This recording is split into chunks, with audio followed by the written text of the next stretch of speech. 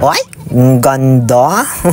Saan kaya ito? Ano? Para kang nasa Baguio kasi mataas din yung lugar. Maraming mga magagandang overlooking view. Syempre, malamig din yung sipwag ng dagom or simoy ng hangin. Madami ring fine trees, kaya very easy lang to find at makita ang mga ito. May madadaanan ka rin ditong false eyelashes na sobrang lamig ng tubig. Parang nilagyan ng yellow. Syempre, may masarap na kainan din. At higit sa lahat, paliko-liko din yung daan papunta dito. So, saan nga ba ito?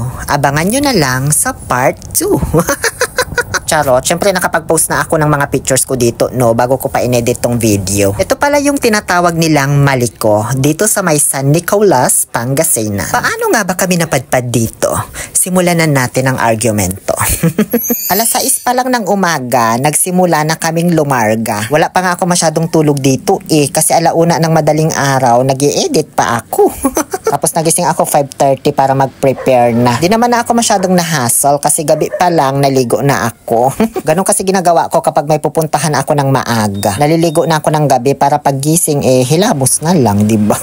So ayan na po yung mga makakasama ko. 3 motor kami. Madagdagan pa yan ng isa mamaya. Lahat may angkas, kasama ako. Yes, aangkas lang ako kasi mabagal ako mag-drive. Baka mamaya nasa Tayog na sila, ako nasa Bayambang pa lang.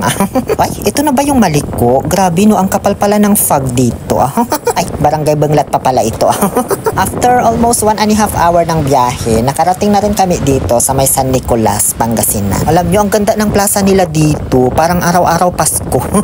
Parang gusto ko tuloy i-vlog tong plaza nila. Ang daming design. Tapos iniisip ko, ano kayang tawag sa mga nakatira dito sa San Nicolas? Ano? Kasi sa amin, San Carlos, San Carlinians. So parang mas maganda tawag sa kanila, Nicolialas. Ganon. Diba? Ang cute. Lilipat talaga ako dito, B.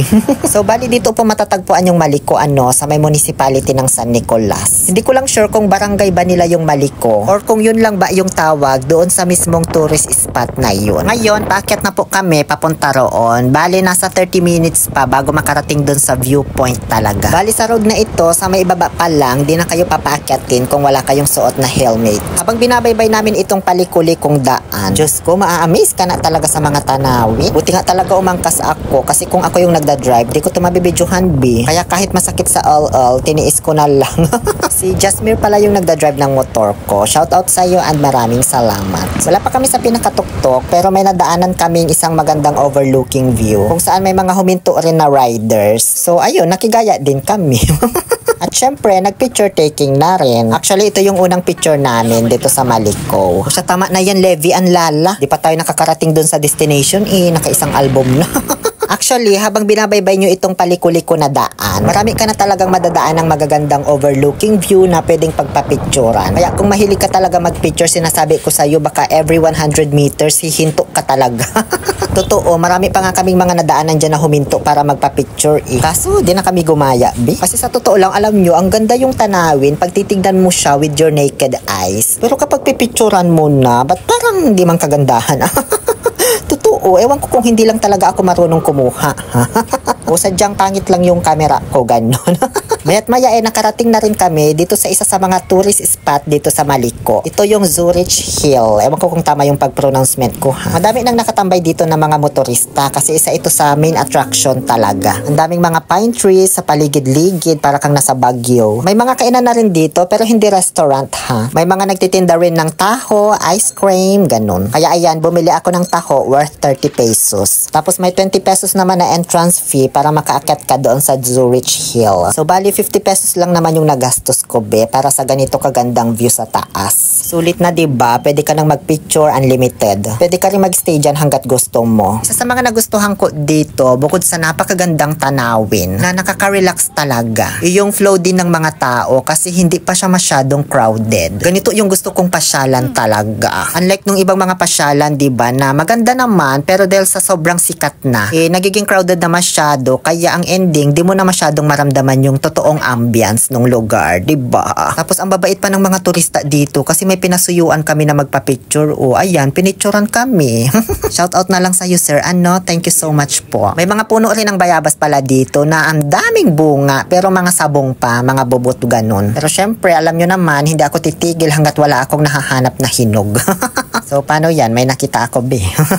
Alam nyo, maganda dito kung naka-drone shot ka. Ewan ko lang kung allowed or kailangan pa ng permit ha. Eh di ko naman inalam at wala man akong drone.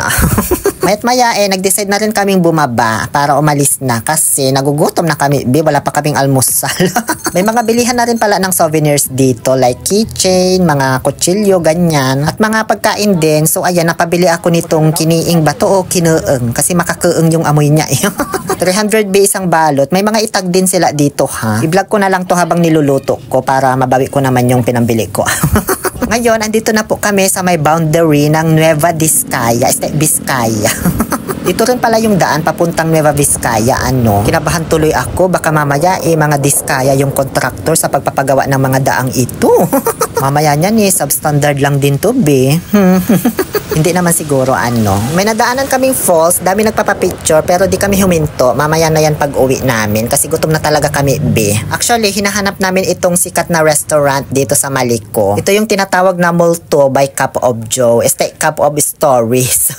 Ang dami nang nag-vlog sa restaurant and coffee shop na ito. Kaya hindi ko natin iba-vlog siguro Ito nga sobrang dami nang nakadikit ng mga sticker ng mga vlogger at motor rider. Ang masaklap be wala akong nadalang sticker ko man. Pero okay lang, makakabalik pa naman siguro ako dito Ayan, nag-set up na sila ng table na kakainan namin. Habang nag-aantay ng food, syempre nag-video-video muna ako kasi ang ganda ng tanawin dito habang kumakain ka. Kitang-kita mo yung overlooking view talaga ng Pangasinan ba yan o Tarlac?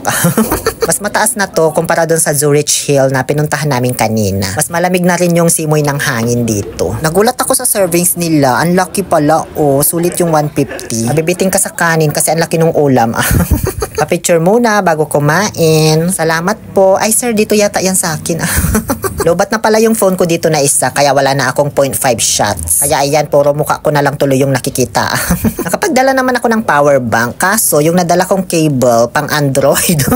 Mag-order sana kami ng cake tapos papasulatan ko ng thank you 500k followers, ganon. Kasi nga parang celebration ko na rin ito kaso wala silang available dun sa pastry nila. Bago tuluyang bumaba dumaan muna kami dito sa may falls para magpa-picture. Ang ganda rin, saan kaya nanggagaling yung tubig nito, no? O siya, tara na nga at tinatawag na ako.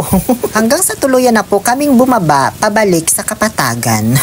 Mas madali na yung bumaba kaysa umakyat, hindi na masyadong mahihirapan yung makina ng motor. Ingat-ingat lang sa preno talaga. Kung pwede nga lang engine brake lang yung gamitin dito pag pabulusok.